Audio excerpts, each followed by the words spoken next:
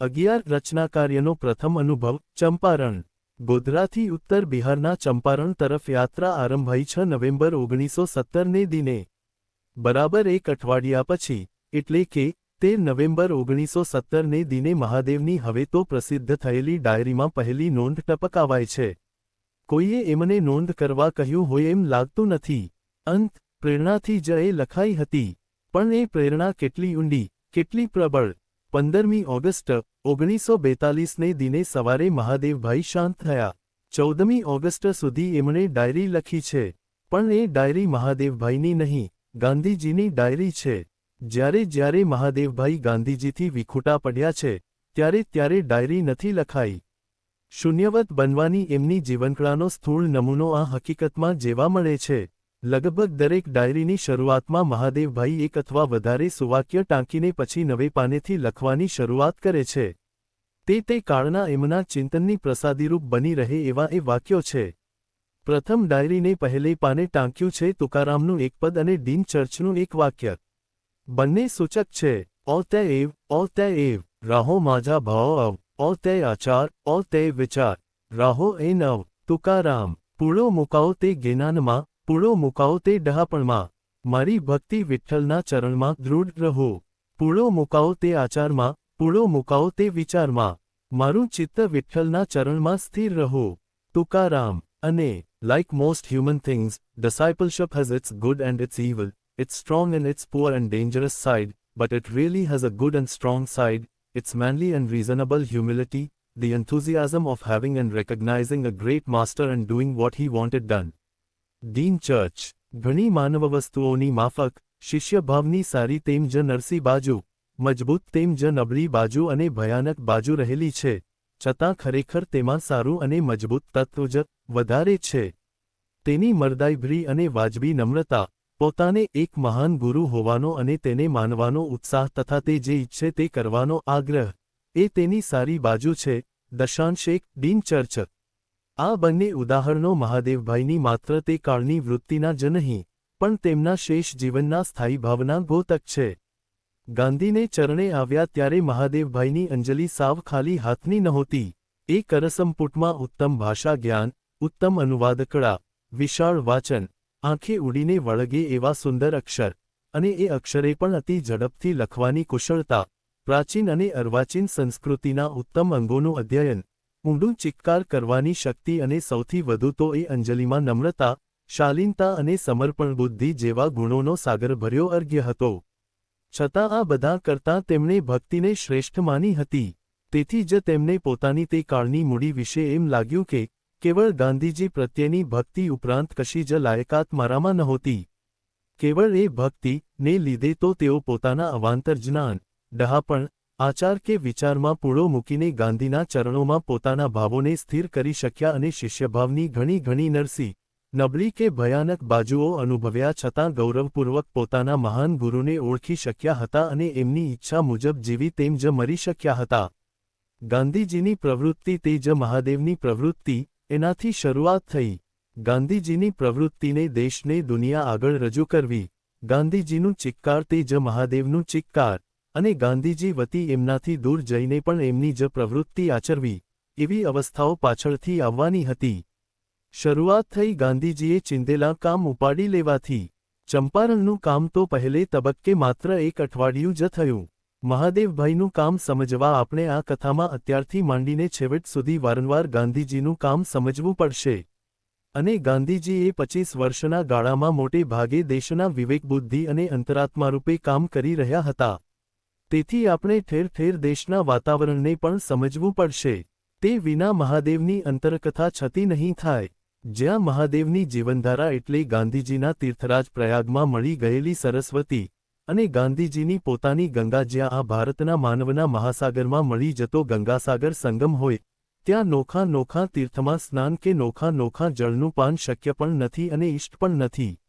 દક્ષિણ આફ્રિકાથી સત્યાગ્રહનું સફળ સાધન લઈને આવેલ ગાંધી, ગોખલેની સલાહથી 1 વર્ષ ભારત ભ્રમણ કરીને, 3rd ક્લાસની મુસાફરી કરી, કુંભમેળામાં સેવા આપી, અનેક પ્રાંતોમાં ફરી વળી, જાહેરમાં ન બોલવાનો સંયમ પાળી, છતાં અનેક પ્રકારના લોકો સાથે હળીમળી, ચર્ચા વિચારણાઓ કરી, દેશના અંતરંગને પીછાણવા લાગ્યા હતા.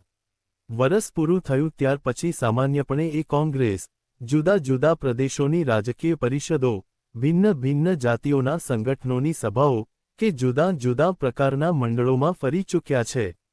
બીજા નેતાઓથી ભિન્ન એવો પશ્ચિમી કોટપાટલુનને બદલે કાઠિયાવાડી પાઘડી અને કાઠિયાવાડી કેડિયાનો પહેરવેશ, જ્યાં શક્ય હોય ત્યાં ગુજરાતીમાં અને નહીં તો ભાંગી તૂટી ઉડજુડિયા હિન્દીમાં બોલવાનો આગ્રહ. સાદું જીવન અને સાદી રહેણીકરણી અને ખોરાક વગેરે જોઈને દેશના લોકોના મનમાં એમને વિશે કુતૂહલ અને જિજ્ઞાસા પેદા થયા છે. નવા વછેરાને જોઈને સારો અશ્વપારખું એની પીઠ થાબડે તેમ પીઠ થાબડે છે. મહાદેવ ગાંધી પ્રત્યેની કુતૂહલવૃત્તિમાંથી દોઢેક વરસ પહેલાં જ પસાર થઈ ચૂક્યા છે. એમની જિજ્ઞાસા જાગી ચૂકી છે. જે જોયું છે તેનાથી એ અભિભૂત થયા છે, પણ હજી એમને ગાંધીજી વિશે વિસ્મય લાગ્યા કરે છે. શ્રદ્ધા જાગી છે, સ્નેહમાં તરબોળ થવાની અને ભક્તિમાં નિમજ્જન કરવા માટેની સર્વ સજ્જતા અંદરથી સધાઈ ગઈ છે. આંતરબાહ્ય એક થવાના હજી બાકી છે. દેશે ગાંધીજીને સન્માન આપ્યું છે, હૃદયમાં સ્થાન આપવાનું હજી બાકી છે. દેશ, આખા દેશનું એક એવું ત્યારે ચિક્કાર જ નહોતું, તો આખા દેશનો એક એવો અવાજ તો ક્યાંથી હોય? થોડા માસ પછી ગાંધીજીએ ઉચ્ચારેલા અને મહાદેવભાઈએ ઝીલેલા શબ્દો મુજબ, આજે આપણે એક સંધિકાળમાંથી ગુજરી રહ્યા છીએ. એ સંધિકાળ સંધ્યાનો છે કે ઉપકાળનો છે તે આપણને ખબર નથી. એક પછી તરત રાત આવે છે અને બીજા પછી પ્રભાત ઉગે છે. 2. તે કાળના નરમ દળ અને ગરમ દળના નેતાઓ વચ્ચે પડેલા મતભેદના ઘા હજી રૂઝાયા નહોતા. નરમ દળવાળા ધારાસભાઓ કે બીજી સરકારી અર્ધસરકારી સંસ્થાઓમાં જઈને ચાલુ પરિસ્થિતિ અંગે અસંતોષ વ્યક્ત કરીને એને સુધારવા અંગેના સૂચનો કરતા હતા. ગરમ દળવાળાઓ સભાઓ અને લેખો દ્વારા ચાલુ પરિસ્થિતિ અંગે કડક ટીકાઓ કરતા અને સરકારની વિરુદ્ધ ગરમાગરમ ભાષણો કરતા. પણ બંનેની પાસે કોઈ નક્કર કાર્યક્રમ નહોતો. ગાંધી એક નક્કર કાર્યક્રમનો અનુભવ દક્ષિણ આફ્રિકાથી લઈ આવ્યા હતા, પણ એ કાર્યક્રમને એમણે ભારતમાં અજમાવી જોયો નહોતો. સત્યાગ્રહને કાર્યક્રમ તરીકે અજમાવવાની તેમની વૃત્તિ પણ નહોતી. દક્ષિણ આફ્રિકામાં અન્યાયી પરિસ્થિતિઓનો સામનો કરતા તેમને તે સહજ સૂઝ્યો હતો. હિન્દમાં તો તેઓ હજી પરિસ્થિતિને સમજવાનો પ્રયત્ન કરી રહ્યા હતા. તેમને એટલું સમજાઈ ગયું હતું કે દેશને હજી કોઈ દિશા સ્પષ્ટપણે સૂઝી નહોતી. ધ્યેય ઝાંખું ઝાંખું દેખાતું હતું, પરંતુ ધ્યેય સુધી પહોંચવાનો માર્ગ દેશ નક્કી કરી નહોતો શક્યો. ખુદ ગાંધીજી પણ આગલું પગલું કયું લેવું તે અંગે સ્પષ્ટ નહોતા. એમ તો ઠેઠ 5909માં જ તેઓ હિન્દ સ્વરાજની પોતાની કલ્પના દુનિયા આગળ રજૂ કરી ચૂક્યા હતા અને એ દુર્ગામી કલ્પનાને ચરિતાર્થ કરવા પોતાનું જીવન અર્પણ કરી ચૂક્યા હતા. લાંબી યોજનાઓ બનાવવાને બદલે પોતે જે કંઈ વિચારે તેને તરત અમલમાં મૂકવાનો તેઓ આગ્રહ રાખતા. ફિનિક્સ આશ્રમની સ્થાપના એમણે એ રીતે જ કરી હતી. તેઓ પોતે મોક્ષને જીવનનું અંતિમ ધ્યેય માનતા હતા અને તેને પ્રાપ્ત કરવા પોતાની જાતને મોટું મીંડું બનાવવા સતત પ્રયત્નશીલ રહેતા. આમ પોતાના અહને ખોતરી કાઢી પોલી બનાવેલી બંસરીમાંથી હરિનો સૂર જ નીકળે તેને સારું સતત પ્રાર્થના કરતા. કાર્યક્રમ તેઓ શોધતા નહીં, તે તેમની આગળ આવીને ઉગતા. મહાદેવભાઈ તેમની સાથે જોડાયા તેના એક વર્ષની અંદર જ તેમની આગળ એક પછી એક એવા 3 કાર્યક્રમો આવી પડ્યા. એ 3 કાર્યક્રમો એટલે બિહારના ચંપારણના ગળીની ખેતી કરનાર કિસાનોના, અમદાવાદના મિલમજૂરોના અને ખેડાના મહેસૂલ ભરનાર ખેડૂતોના. મોક્ષ મારા જીવનનું ધ્યેય છે થી માંડીને મહાદેવભાઈ એમની સાથે જોડાયા ત્યાર પછીના 4 વર્ષના ગાળામાં તો ગાંધીજી, જે ત્યાર સુધી બ્રિટિશ સરકાર વિશે ઠીક પ્રમાણમાં વફાદારી ધરાવતા હતા, સરકારને શેતાની વિશેષણ વડે નવાજવા સુધી પહોંચી ગયા હતા. હકીકતમાં ગાંધીજીને મન મોક્ષ પ્રાપ્તિનો માર્ગ અને શેતાની સરકારની શેતાનિયત સામે ઝઝૂમવાનો માર્ગ અભિન્ન હતા. ગાંધીજીને સદભાગ્યે એમને શિષ્યો પણ એવા મળતા જતા હતા જેમના મનમાં મોક્ષ અથવા ચિત્તશુદ્ધિનો માર્ગ અને સ્વતંત્રતા કે રાષ્ટ્રમુક્તિનો માર્ગ બે સામસામી દિશામાં જનારા માર્ગ નહોતા. મહાદેવ તેમાંના એક હતા. ગોધરાથી પટણા ને પટણાથી મોતીહારી જતા સુધીમાં તો મહાદેવભાઈએ ગાંધીજી પાસેથી ચંપારણના કિસાનોના પ્રશ્નો અને એમણે ચલાવેલી લડતનો ઇતિહાસ જાણી લીધો હતો. મહાદેવભાઈ અને દુર્ગાબહેન ચંપારણ પહોંચ્યા તે પહેલાં આગલે મહિને જ 3 કઠિયા વ્યવસ્થાના શિકાર બનેલા. કિસાનોની પરિસ્થિતિની તપાસ કરનાર સરકારી સમિતિના અહેવાલ પર કિસાનોના પ્રતિનિધિ તરીકે ગાંધીજીએ સહી કરી હતી.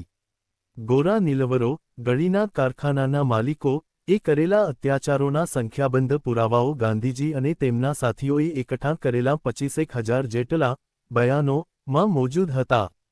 પણ ગાંધીજીએ એવો આગ્રહ રાખ્યો નહીં કે એ લોકોના ગુનાઓ પુરવાર થાય અને એમને કાનિક સજા કરવામાં આવે. નીલવરોને એનાથી સાનંદાશ્ચર્ય થયું હતું. પણ ગાંધીજીએ કિસાનો પાસે ફરજિયાત બધી જમીનમાંથી વીંઘે 3 ગુંઠા 3/20 જમીન પર ગળીની ખેતી કરાવવાની પ્રથાને નાબૂદ કરવાનો આગ્રહ રાખ્યો હતો, જે નીલવરો અને સરકારના પ્રતિનિધિઓએ માન્ય રાખ્યો હતો. પરિણામે 100 વરસ કરતાં વધારે લાંબા ગાળાથી ચાલી આવેલી એક અન્યાયી વ્યવસ્થા નાબૂદ થઈ હતી. હિંદમાં ગાંધીજી દ્વારા ચલાવવામાં આવેલા અહિંસક ચળવળમાં એમને ન ધારેલી સફળતા મળી હતી. ખરું જોતાં ચંપારણમાં ગાંધીજીને પ્રત્યક્ષ અહિંસક પ્રતિકારનો કોઈ કાર્યક્રમ ઉઠાવવો જ નહોતો પડ્યો. હજારો કિસાનોની વિત્તકથાની નોંધમાત્રથી જ સરકારને તપાસ સમિતિ આપવી પડી હતી અને ગાંધીજીના આગ્રહને લીધે જ સમિતિએ પોતાનો નિર્ણય સર્વાનુમતિથી આપ્યો હતો. આ ચળવળને પરિણામે ચંપારણના કિસાનો નિર્ભયતાનો પાઠ શીખ્યા હતા.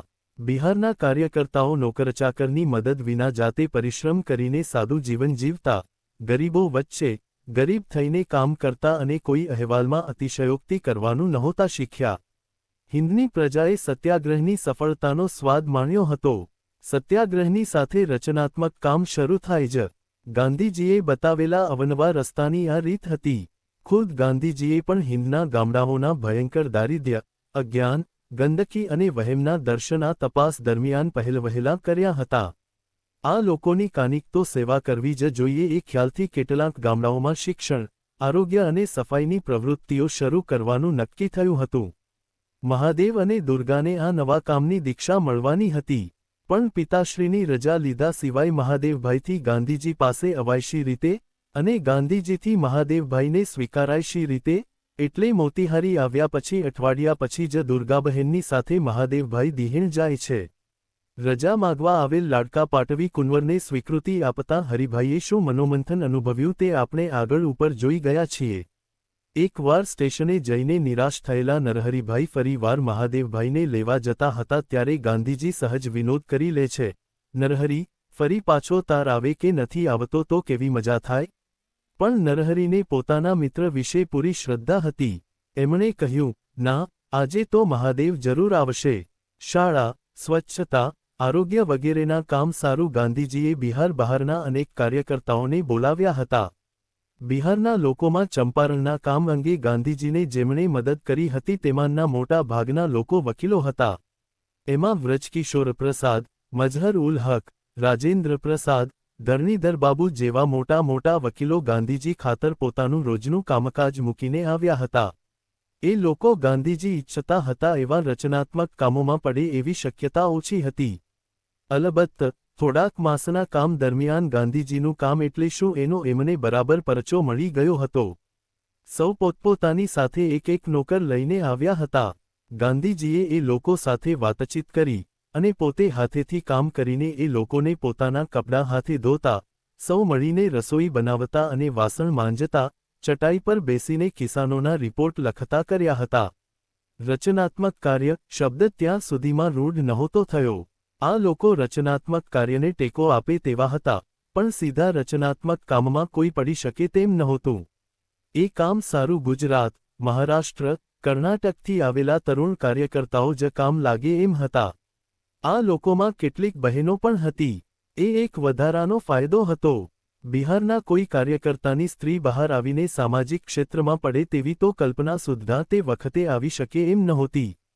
એ કામ તો વર્ષો પછી વ્રજકિશોર બાબુની દીકરી અને જયપ્રકાશ નારાયણના પત્ની પ્રભાવતીએ કર્યું. મહાદેવભાઈ પહેલા નરહરિભાઈ ચંપારણ પહોંચ્યા હતા. એમની સાથે મણિબહેન પણ હતા. મહાદેવભાઈ જોડે દુર્ગાબહેન ગયા. તે ઉપરાંત મહારાષ્ટ્રના આનંદીબહેન અને અવંતિકાબહેન હતા. કિશોરલાલ મશરૂવાળા પણ ગાંધીજીને ચંપારણમાં મળેલા. પણ એમની નાજુક તબિયત જોતા એમને ગાંધીજીએ સીધા રાષ્ટ્રીય શાળાના કામ સારું સાબરમતી આશ્રમમાં મોકલાવી દીધા હતા.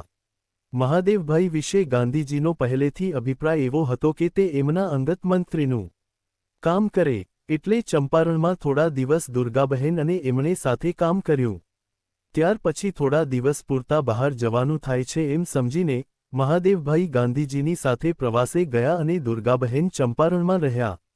નરહરિભાઈ મૂળ સાબરમતી આશ્રમની રાષ્ટ્રીય શાળામાં જોડાયેલા, પણ એમને ગાંધીજીએ ચંપારણમાં રાખી લીધા એ જોઈને સાબરમતીથી રાષ્ટ્રીય શાળાના આચાર્ય શ્રી સાંકળચંદભાઈ શાહનો પત્ર આવ્યો કે અમારા કાર્યકર્તાને ત્યાં કેમ રાખો છો? ગાંધીજી રાષ્ટ્રીય શાળાના કામને પણ ખૂબ મહત્વ આપતા હતા, તેથી નરહરિભાઈને તેમણે પાછા સાબરમતી મોકલ્યા. મહાદેવ અને નરહરિ બંને પ્રગાઢ મિત્રો હતા. એકબીજાને પ્રેરણા આપીને ગાંધીજી સાથે જોડાયા હતા અને એકબીજાને હૂંફ આપીને તેમણે ગાંધીજી સાથે તપોમય જીવન ગુજાર્યું. પણ અલગ અલગ પ્રકારના કામોની પસંદગી તેમણે અને ગાંધીજીએ મળીને કરી. એનું પરિણામ એ આવ્યું કે નરહરિભાઈને ભાગે મોટે ભાગે સ્થિર રહેવાનું આવ્યું અને મહાદેવભાઈના ભાગે ગાંધીજી સાથે નિરંતર ફરવાનું આવ્યું. પરિણામે નરહરિભાઈ અને મણિબહેન જીવનના અનેક વર્ષો સાથે રહી શક્યા. દુર્ગાબહેન અખંડ વિજોગણ જેવા રહ્યા. પણ આપણે ચંપારણના રચનાત્મક કામની વાત કરતા હતા. ચંપારણના એ કામનું વર્ણન મણિબહેનની દીકરી વનમાળા દેસાઈએ લખેલ નરહરિભાઈના જીવનચરિત્રના પુસ્તકને પાછલે ભાગે મણિબહેનનું કથાનક એ મથાળાથી છપાયેલું છે. આ ટૂંકું કથાનક, એના વર્ણનનો વિષય ગાંધીજી સાથેનો સહવાસ છે તેથી, અને તેના કરતાં પણ સવિશેષ તે અનુભવને આધારે નિરાડંબર રીતે લખાયેલું છે તેથી, ગુજરાતી સાહિત્યમાં એક અમૂલ્ય કૃતિનું સ્થાન પામે એમ છે. ચંપારણનું રચનાત્મક કાર્ય આપણી કથાના નાયક મહાદેવભાઈ સારું તો પ્રમાણમાં ગૌણ કામ સિદ્ધ થયું, પણ એમના સહધર્મચારીણી દુર્ગાબહેનની તપશ્ચર્યાનો એ આરંભ હતો. આ કાળનું જીવતું જાગતું ચિત્રણ મણિબહેનના કથાનકમાં આવે છે. તેમાંથી કેટલાક પ્રસ્તુત હિસ્સાઓ નીચે ટાંક્યા છે. મોતીહારીની એક વાડીમાં અમારે રહેવાનું હતું. એક રસોડું ચાલતું હતું, તેમાં જમનારા અમે આટલા હતા: બા, બાપુ, મહાદેવભાઈ, દુર્ગાબહેન, રાજેન્દ્ર બાબુ, ધરણીધર બાબુ, વ્રજકિશોર બાબુ, નરહરિભાઈ અને હું. રાજેન્દ્ર બાબુ નોકર લાવેલા, તે બીજું બધું કામ કરે અને દુર્ગાબહેન અને હું રસોઈ કરીએ. સ્વામી સત્યદેવજી પણ અમારી સાથે જમતા હતા. એ વખતસર ન આવે અને એમને જમતી વખતે ગરમાગરમ રોટલી જોઈએ. એક દિવસ ફરવા જવાના વખત સુધી એ આવ્યા નહીં એટલે દુર્ગાબહેનને હું લોટ લઈ એમની રાહ જોતાં બેસી રહ્યા. ફરવા ન ગયા એટલે બાપુને આની ખબર પડી ગઈ. એમને આ ન ગમ્યું. એમણે સ્વામીજીને કહ્યું કે કાં તો વખતસર આવો, નહીં તો બીજે તમારી વ્યવસ્થા કરી લો. સ્વામીજી બીજે વ્યવસ્થા કરીને ત્યાં ગયા. એક દિવસ ફરવા જવાને વખતે બાની ચૂડીની ખીલી પડી ગઈ ને ખોવાઈ ગઈ. અમે શોધવામાં મદદ કરવા લાગ્યા પણ જડી નહીં. બાપુ કહે, કેમ મોડું કરો છો? ચાલો ને. મેં કહ્યું, બાની ચૂડીની ખીલી જડતી નથી. બાપુ કહે, બાને કહો કે હું બેઠો છું, વગર ચૂડીએ ચાલ. પણ બા શેના આવે? છેવટે લીમડાની સળીની ખીલી કરીને નાખીને અમે ફરવા ગયા. સાંજના જમ્યા પછી બાપુ સાથે જ અમારે ફરવા જવાનું. મને ને દુર્ગાબહેનને રસોડામાં મોડું થાય તો એ આવીને અમારી સામે ઊભા રહે. અમે શરમાઈએ, પણ અમને મૂકીને જાય નહીં. ફરવામાં બાપુની ચાલ ઉતાવળી અને દુર્ગાબહેનને હું ધીમા ચાલીએ એટલે પાછળ પડી જઈએ. બાપુ, મહાદેવભાઈ અથવા નરહરિભાઈને અમારો સંગાથ કરવા પાછળ મોકલે. જેને અમારો સંગાથ કરવા પાછળ આવવું પડે તે અમારા બે ઉપર બહુ ખીજાય અને અમને બંનેને દોડાવે ને બાપુની સાથે કરી દે. મહાદેવભાઈ તો કહે, તમે બંને ભેંસો જેવી છો, જલ્દી ચાલતી જ નથી. જેને પાછળ આવવું પડે એને બાપુની વાતો સાંભળવાની ન મળે, એટલે એ લોકોને ન ગમે. પણ બાપુ કહે એટલે આવ્યા વિના પણ ન ચાલે. ફરવા જતાં ત્યાં થોડો રસ્તો સાવ જંગલ જેવો અંધારોને બીક લાગે એવો આવતો હતો એટલે અમને એકલા છોડે નહીં. એક દિવસ બધા જમવા બેઠા હતા. મહાદેવભાઈને નરહરિભાઈને દાળ બહુ ભાવે એટલે બંને જણ આંગણામાં દાળ ભરીને સબડકા મારવા માંડ્યા. બાપુએ જોયું ને અવાજ સાંભળ્યો એટલે કહે, આવા અવાજ કરીને સબડકા મારો છો તે તમને બંનેને વિલાયતમાંથી કાઢી જ મૂકે.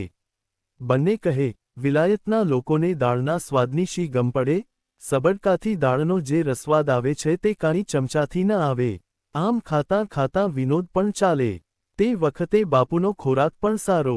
2 વાટકી લોટની રોટલી, 1 વાટકી દાળ અને 1 વાટકી ચોખા એટલું સીધું એમને જોઈએ. એ 4 ચીજ ખાય એટલે ચોથું શાક. 2 વાટકીમાંથી અમે બાપુ માટે 40 રોટલી બનાવીએ. કોક વાર વધારે થાય તો. બાપુ પૂછે, આજે કેટલું કાઢ્યું હતું? અમે તો કહીએ કે બાએ કાઢી આપ્યું હતું. એટલે કહે, બાને એમ કે હું વધારે ખાઉં તો સારું એટલે એ તો વધારે કાઢવાની તરફેણમાં જ હોય. બિહારમાં દહીં બહુ જ સરસ મળે.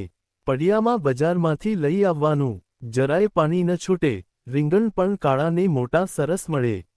બાપુ કહે, આવું સરસ દહીં ને રીંગણ મળે છે ને તમને ભરત કરવાનું મન નથી થતું? ભરત એટલે રીંગણને રાખમાં ભૂંજવાનું ને ઉપરની છાલ કાઢી નાખી અંદરના ગલને છૂંદી એમાં દહીં, મીઠું ને જીરું નાખવાનું. ચટણી તો રોજ જ કરાવે. 2 આને ડઝન કેળા મળે તે પણ રોજ મગાવે. બાપુ ખાવાના ખૂબ શોખીન. મોતીહારીમાં વાડીમાના બંગલે અમે રહેતા હતા ત્યાં બાપુ દેહાતી ખેડૂતોને બોલાવે. તે વખતે ગળીની ખેતી પરના કર વિશે કેસ ચાલતો હતો. કોર્ટમાં કેસ ચાલે તે પહેલાં બધી હકીકતને માહિતી એ લોકો પાસેથી મેળવી લેતા. મહાદેવભાઈ અને નરહરિભાઈ એક-એકને મળે, બધું પૂછે, બધું લખી લે ને પછી બાપુને આપે. આમ રોજ 400-500 ખેડૂતો વાડી બહાર આવે ને સવારમાં 4-5 કલાકના ધામા નાખે. બહાર બેઠા બેઠા ગાય, ગાંધીજી કા બબુઆ જીવે હો રામ, મેરા મુકદ્દમા દેખો હો રામ. એટલું જોરથી ગાય કે અમને અંદર સંભળાય. કોક વાર બાપુજી બંધ કરવાનું કહે. આ એક જ લીટી યાદ છે, બીજી ભૂલી ગઈ છું. આ કેસનું કામ પૂરું થયું પછી અમને બંનેને મધુબની ગામમાં શાળા ચલાવવા માટે બાપુ મૂકી ગયા. મધુબનીનું અમારું ઘર ડાંગરના પરાળને વાંસનું બનાવેલું હતું, છાપરું પણ ઘાસનું જ. ઘરમાં હવા માટે એક જાળિયું મૂક્યું હતું. એને ત્યાંના લોકો જંગલા કહેતા હતા. બાપુએ ગામમાં મોટી સભા ભરીને બધા લોકોને ભેગા કર્યા. સભામાં બાપુ કહે કે, આ ભાઈને ને આ બહેનને તમારી વચ્ચે કામ કરવા મૂકી જાઉં છું. તમારામાં જેટલી આવડત હશે ને લેતા આવડશે એટલું તમે આ લોકો પાસેથી લઈ શકશો. પછી મને કહે, આપણે તો અપરિગ્રહ અને અસ્તેયનું વ્રત છે છતાં તને કહું છું કે લોકોના ઘરમાં જજે, બહેનોને મળજે ને એ લોકોનું દિલ અને પ્રેમ ચોરી લેજે. જેટલું કામ તારાથી થઈ શકે એટલું કરજે. બાપુ તો મૂકીને ગયા પણ મને તો હિન્દીનો શબ્દેય ન આવડે. આ લોકોની ભાષા પણ પાછી ગામઠી એટલે જરાય ન સમજાય. કેમ છો કહેવું હોય તો, કે, બા એમ બોલે. પછી રોજ રાત્રે નરહરિભાઈ પાસે 10 શબ્દો હિન્દીના શીખું. પણ એટલાથી કાંઈ શાળા ન ચલાવી શકાય એટલે જે છોકરીઓ આવે એમને કૂવા પર લઈ જાઉં. નવડાવું, કપડાં ધોઉં, માથું ચોળું ને 5 વાગ્યે એમને ઘરે મોકલું. છોકરીઓની માને ભારે આશ્ચર્ય થાય કે આવી તે કેવી બહેન આવી છે કે છોકરીઓને આવી સ્વચ્છ કરે છે? ત્યાં ગામડામાં એવો રિવાજ કે 8-15 દિવસે માથું ધોએ અને પછી ગુંદરનું પાણી નાખી વાળને દબાવી દે તે પાછું ધોવાનું હોય ત્યારે જ છોડે.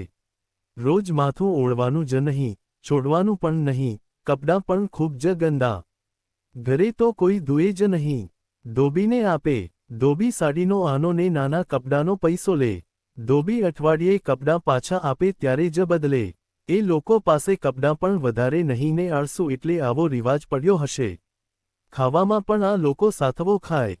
સાથવો એટલે ચણા, જુવાર, ઘઉંને શેકીને એને દળી નાખે. આ લોટ બજારમાં તૈયાર મળે. એમાં જરા મીઠું નાખીને વાસણ હોય તો તેમાં, નહીં તો કપડામાં થોડું પાણી નાખીને એના મુઠિયા વાળે. એક મુઠિયું મોંમાં મૂકે ને ઉપરથી મૂળા, કાકડી, ટમેટાં, જે કાચું શાક મળે તે મીઠું લઈને ખાય. આ જ એમનો ખોરાક. સાવ ગરીબ પ્રજા. આખો દિવસ મજૂરી કરે ત્યારે 4 આના મળે. ઘાસની નાની સરખી ઝૂંપડી બનાવીને એમાં રહે. કૂવા પણ જમીનની સપાટીએ જ. જરાય થાળું કે ઊંચો કઠેડો નહીં એટલે નહાય, વાસણ માંજે એ બધું પાણી પાછું કૂવામાં પડે. ખૂબ જ ગંદકી. કૂવા પાસે તો આપણાથી ઊભા પણ ન રહેવાય એવો કાળો કાળો ગંધ મારતો સડેલો કાદવ જામેલો હોય. આ કૂવો સાફ કરવાનો અમે વિચાર કર્યો. સાંજના 4 વાગ્યે એક ગામમાં જઈએ. ખભે કોદાળીને પાવડો લઈને જઈએ ને કૂવાની ચારે બાજુ ગંધાતો કાળો કાદવ કાઢી ત્યાં બીજી ચોખ્ખી માટી નાખી દઈએ. જંતુનાશક ગુલાબી દવા છાંટીએ. એક દિવસમાં મુશ્કેલીથી એક કૂવો સાફ થાય. ગામલોક અમને જોઈને કહે કે, તમે ન કરશો, અમે કરીશું. અમે પૂછીએ, ક્યારે કરશો? તો કહે, બિહાન એટલે કે, આવતીકાલે. ભારે આળસુ લોકોને ખૂબ જ ગંદા, કાંઈ કામ કરવાનું એમને ગમે જ નહીં. સવારે વહેલી ઉઠીને ઘરનું બધું કામ કરી રસોઈ કરી 10:30 વાગ્યે પરવારી જાઉં. 10:30 થી 5 વાગ્યા સુધી નિશાળ ચલાવવાની. 5 વાગ્યે પૂરું થાય પછી ગામડે કૂવો સાફ કરવા જઈએ. ત્યાંથી રાત્રે 10 વાગ્યે ઘેર આવીએ. પછી જમીએ. પાસે એક ભાઈની ભઠ્ઠી હતી તે શક્કરિયા શેકી આપે ને દૂધ ગરમ કરી આપે એટલે રાત્રે શેકેલા શક્કરિયા, દૂધ અને પપૈયું ખાઈએ. આમ અમારું સારું ચાલતું હતું. 40 છોકરીઓ નિશાળમાં આવતી થઈ હતી. દર રવિવારે છોકરીઓને ઘેર એમના માબાપને મળવા જાઉં. હું વાતો કરું એથી એ લોકો બહુ ખુશ થાય. હું હાથે રાંધું તે એમને ન ગમે. કહે કે અમે રસોઈઓ આપીએ. મેં કહ્યું અમે તો હાથે રાંધેલું જ ખાઈએ છીએ. ત્યાં છૂઆછૂત બહુ જ, કોઈ કોઈને અડે નહીં. એક ઘરમાં હું ગઈ ત્યાં બધી બહેનો તૈયાર થઈ મારી રાહ જોતી બેઠી હતી. ત્યાંના ઘર સળંગ લાંબા લાંબા.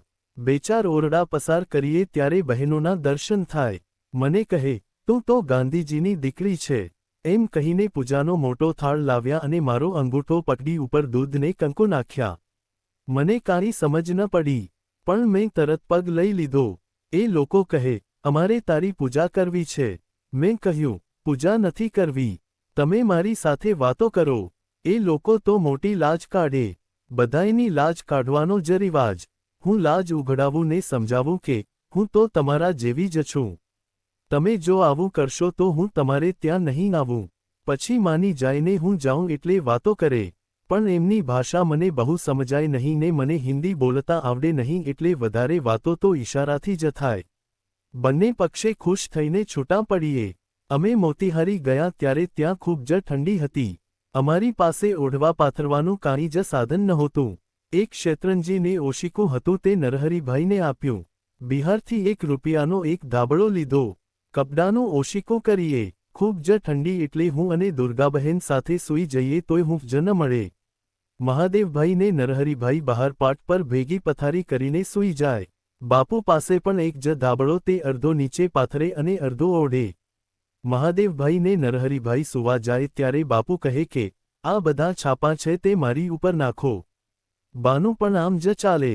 અમને બધાને ઠંડીનો સરસ અનુભવ થાય. 3. ગુજરાતી 6ઠી સુધી ભણેલા દુર્ગાબહેને શિક્ષિકા તરીકેનું કામ ઝડપથી ઉપાડી લીધું હતું. વાંચનનો એમનો શોખ આ કાળે ખૂબ વધ્યો હતો. મહાદેવભાઈ ગાંધીજી પાસેથી ચંપારણ આવી જતા. ઘણીવાર ગાંધીજી પોતે જ ચંપારણ આવતા ત્યારે તેમની સાથે તો આવવાનું થાય જ. એ દિવસો દુર્ગાબહેનને મન ઉત્સવ સમા થઈ રહેતા. પોતે દુર્ગાબહેનને એકલા રાખ્યા છે એનું મહાદેવભાઈને મનમાં સદા કષ્ટ રહેતું. તેથી આવે ત્યારે ઢગલેઢગલો પ્રેમ આપતા. ગાંધીજી પણ આ બાબતમાં સભાન હતા. તેથી બંને સાથે હોય ત્યારે તેમને એકલા રહેવાની તકો પૂરી પાડતા. એમને એકલા મૂકીને જતાં પાછા કહેતા જાય કાલે તમે બંને જણા ફાવે તેમ મહાલજો. રાત્રે ગમે ત્યારે જમવું હોય ત્યારે જમજો. ટમેટાનું શાક ખાવું હોય તો તે પણ બનાવીને ખાજો. ગાંધીજીએ આપેલી આવડી મોટી છૂટ જોઈને આપણને કદાચ હસવું આવે, પણ મહાદેવ દુર્ગાની જોડી જેટલી જુવાન હતી એના કરતાં ભક્ત જરાયે ઓછી નહોતી. તેથી બાપુના અપાર પ્રેમ પર વારી વારી જતી. માત્ર મિલન જેટલું મધુર હતું એટલો જ વિરહ આકરો હતો. વિખૂટા પડતી વખતે દુર્ગાબહેન ઢીલા થઈ જતા. અને મહાદેવ તો એમે મીણ કરતા પોચા હૃદયના માણસ હતા. પત્નીના આંસુ એમનાથી જીરવાતા નહીં. દુર્ગાબહેન મારું નસીબ એવું હશે એમ કહી આંસુ સૂકવી નાખતા. મહાદેવભાઈ ભારે હૃદયે કહેતા પ્રત્યેક વખતે તારું રડવું જોવાનું અને તને પજવવાનું મારું એ નસીબ છે. ગાંધીજીએ મહાદેવભાઈ પહેલી વાર ચંપારણ પહોંચ્યા ત્યાર પછી અઠવાડિયે એટલે કે 20થી 11-17 ને દિને ત્યાંની પહેલી શાળા ખોલી. પછી 17થી 1-18 ને દિને બીજી શાળા ખોલી. પહેલી શાળા બરહરવા ખાસમાં અને બીજી શાળા મધુવનમાં ખોલવામાં આવી હતી. બાળકોની વ્યક્તિગત સફાઈ, એમને નવડાવવા, ધોવડાવવા, માથું ઓળવું, નખ કાપવા, ગામની સફાઈ, ખાસ કરીને કૂવાની આસપાસ સફાઈ કરવી, ગામની બહેનો જોડે એમના સામાજિક રિવાજો અને આર્થિક પરિસ્થિતિ વિશે વાતો કરવી, એમને રામાયણમાંથી કે બીજા સંત સાહિત્યમાંથી ઉતારાઓ વાંચી સંભળાવવા એ આ શાળાઓનો મુખ્ય પાઠ્યક્રમ હતો. આ શાળા જોડે અથવા ગ્રામસેવિકાઓ જોડે સંકળાયેલી ડિસ્પેન્સરી માં દિવેલ, સોડાબાઇકાર્બ અને ક્વિનાઇન એવી 3 દવાઓ હતી. સર્વ રોગો ઉપર આ દવાઓ જ કામ આવતી. પણ મુખ્ય ઔષધ તો આ સેવિકાઓનો પ્રેમ જ હતું જે જોતાની સાથે દર્દીનો અડધો રોગ મટી જતો. ઉત્તર બિહાર અને પૂર્વી ઉત્તર પ્રદેશમાં શિક્ષકને પંડિત કહેવાય છે. એમ જણાય છે કે બેતિયા મોતીહારી તરફના આ નાના મોટા શાળા બાળકો તથા પ્રૌઢો બંનેને માટે સમાનરૂપે સેવા આપતી. નવશિક્ષિતોને મન પંડિત અને પંડિતાઈન માં કાંઈ ભેદ નહોતો. તેથી એ લોકો દુર્ગાબહેનને પંડિત કહેતા. મહાદેવભાઈને આ નામ ગમી ગયું. પોતાના અંગત જીવનની દરેક વાત પ્રગાઢ મિત્ર નરહરી સાથે તો વહેંચવી જ પડે ને. રવિન્દ્રનાથનો અનુવાદ અમદાવાદની ડિસ્ટ્રિક્ટ કોર્ટમાં સાથે બેસીને કરતા ત્યારે દુર્ગાબહેન અને મણિબહેન ગિન્ની ગૃહિણી કહેવાતા. ચંપારણમાં તેઓ મોટા પંડિત અને નાના પંડિત બન્યા. કાળક્રમે નાના પંડિતનું નામ છૂટી ગયું અને મોટા પંડિતમાંથી મોટા વિશેષણ નીકળી ગયું. મૃત્યુ પામ્યા ત્યાં સુધી પ્રકાંડ કહી શકાય તેવા પંડિત મહાદેવભાઈ છઠ્ઠી ચોપડી ભણેલા દુર્ગાબહેનને પંડિત કહીને જ સંબોધતા. ચંપારણના આંદોલને ગાંધીજીને દેશ અને વિશ્વમાં મહાત્મા બનાવ્યા. 4 તો ચંપારણના આંદોલને દુર્ગાબહેનને એમના ઘરમાં પંડિત બનાવ્યા. દક્ષિણ આફ્રિકાથી આવ્યા પછી કરેલા કામોમાં ગાંધીજી સારું ચંપારણનું કામ એ ખૂબ મહત્વનું હતું. એની મારફત એમણે હિંદના લોકહૃદયમાં પ્રવેશ કર્યો. ચંપારણનો સત્યાગ્રહ એ આગળ ઉપર ચાલનાર સત્યાગ્રહો માટેનો જાણે નાનો સરખો પ્રયોગશાળામાંનો અખતરો હતો. સ્વાભાવિક રીતે જ આ પ્રયોગ વિશે પોતાના દક્ષિણ આફ્રિકાના મિત્રોને લવાનું ગાંધીજીને મન થાય. તેમણે મિસ્ટર વેસ્ટને ચંપારણ વિશે સવિસ્તર પત્ર લખ્યો છે. તેમાંથી ખાસ કરીને દુર્ગા મહાદેવ અને મણિ નરહરીના કામને સ્પર્શે તેવો હિસ્સો નીચે ટાંક્યો છે. હું આટલું કામ કરું છું તેની બધાને નવાઈ લાગે છે, પણ એકે કામ હું શોધવા ગયો નથી. પ્રવૃત્તિઓ જેમ મારા પર આવી પડી તેમ મેં ઉપાડી છે. બિહારમાં ધારાસભામાં કાયદો ઘડવાનું કામ ચાલે છે તેના ઉપર નજર રાખવા ઉપરાંત ત્યાં મેં કેટલીક શાળાઓ ખોલી છે તેની વ્યવસ્થા જોવાની હોય છે. શિક્ષકો સામાન્ય રીતે પરિણિત છે. પતિ અને પત્ની બંને કામ કરે છે. ગામડાના બાળકોને ભણાવીએ છીએ. પુરુષોને આરોગ્ય અને સ્વચ્છતા શીખવીએ છીએ. ગામડાની સ્ત્રીઓને પણ મળીએ છીએ. તેમને પડદો છોડી દેવાનું અને તેમની છોકરીઓને અમારી નિશાળે મોકલવાનું સમજાવીએ છીએ. દવા અમે મફત આપીએ છીએ. દર્દો જાણીતા હોય છે અને તેના ઉપાય પણ જાણીતા અને સાદા હોય છે. એટલે એ કામ તાલીમ પામ્યા વિનાના સ્ત્રી અને પુરુષોને, જે તેઓ બીજી રીતે વિશ્વાસપાત્ર હોય તો સોંપતા મને કાંઈ વાંધો લાગતો નથી. દાખલા તરીકે, કસ્તુરબાઈ એક નિશાળમાં કામ કરે છે અને છૂટથી દવાઓ આપે છે. અત્યાર સુધી અમે મલેરિયાના 3000 દર્દીઓને રાહત આપી શક્યા છીએ. ગામડાના કૂવા અને ગામડાના રસ્તા અમે સાફ કરીએ છીએ અને તેમાં ગ્રામવાસીઓનો સક્રિય સહકાર મેળવીએ છીએ. અત્યાર સુધીમાં અમે 3 શાળાઓ ખોલી છે. તેમાં છોકરાઓ અને 12 વર્ષ નીચેની છોકરીઓ મળીને 250 ઉપર વિદ્યાર્થીઓ છે. બધા શિક્ષકો સ્વયંસેવકો છે. આ બધા કામોમાં સદભાગ્યે મને સારા સાથીઓ મળી ગયા છે. 5. નોંધ. 1 બંને ભાષાંતરો નરહરી પરીખના. 2 Rajmohan Gandhi Patel a life proof. 73. 3 Vanmala Desai an proof. 216મી 223. 4 ગાંધીજીને સૌથી પહેલા મહાત્મા કોણે કહેલા એ અંગે જુદા જુદા મતો પ્રવર્તે છે. એમ જણાય છે કે તેમને પ્રથમવાર ગોંડલના એક માનપત્રમાં મહાત્મા કહેવામાં આવ્યા પછી શાંતિનિકેતનમાં રવિન્દ્રનાથ ઠાકુરે કહ્યા. પણ લોકહૃદયના મહાત્મા તો તેઓ ચંપારણમાં જ બન્યા. 5 વે ડાયરી 4 પ્રૂફ. 28 થી 29.